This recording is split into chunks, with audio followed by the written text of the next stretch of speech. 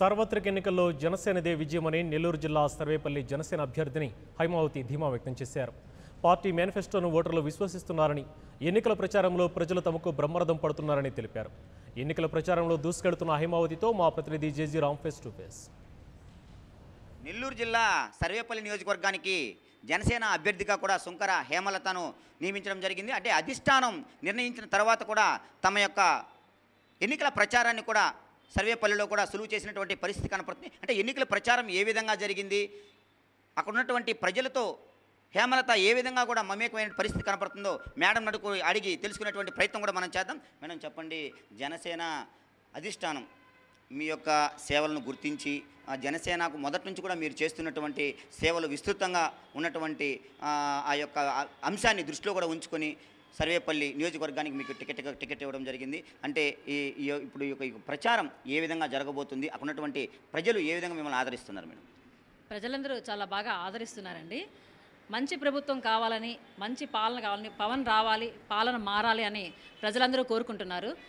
మామూలు ప్రతిపక్షం పాలకపక్షం అవినీతిలో కూరుకుపోయింది. వాటి నుంచి బయటికి రావడానికి మంచి పాలన కావాలని కోరుకుంటున్నారు. పవన్ రావాలి, పాలన మారాలి, ఎలాగైనా పవన్ కళ్యాణ్ గారు సీఎం చేయాలని ప్రజలందరూ ఒకే ఏకతాటితో మాట్లాడుతున్నారండి. మేడం, పవన్ కళ్యాణ్ యొక్క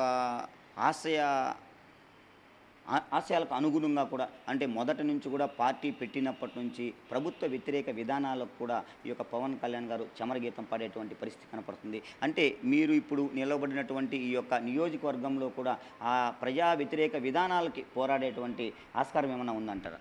ఉందండి. ప్రజలకు వ్యతిరేకంగా పోరాడే ఆస్కారం చాలా ఎక్కువగా ఉంది. మంచి పాలన కావాలని కోరుకున్నప్పుడు ఎదిరించే ఇది కూడా ఉంది ప్రజల్లో.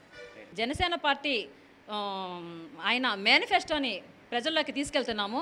ఆ మేనిఫెస్టోకి నచ్చి స్టూడెంట్స్, రైతులు, పిల్లలంతా, జాబ్ లేని వాళ్ళు అందరూ ముందుకొచ్చి పవన్ కళ్యాణే కావాలి, మాకు పవన్ కళ్యాణ్ గారి పాలన కావాలి అని కోరుకుంటున్నారండి. 2019లో పవన్ కళ్యాణ్ సీఎం చేయడమే ఒక ముఖ్య ఉద్దేశంతో కూడా సుంకర హేమలత ముందుకు నడిచేటువంటి పరిస్థితి కనపడుతుంది.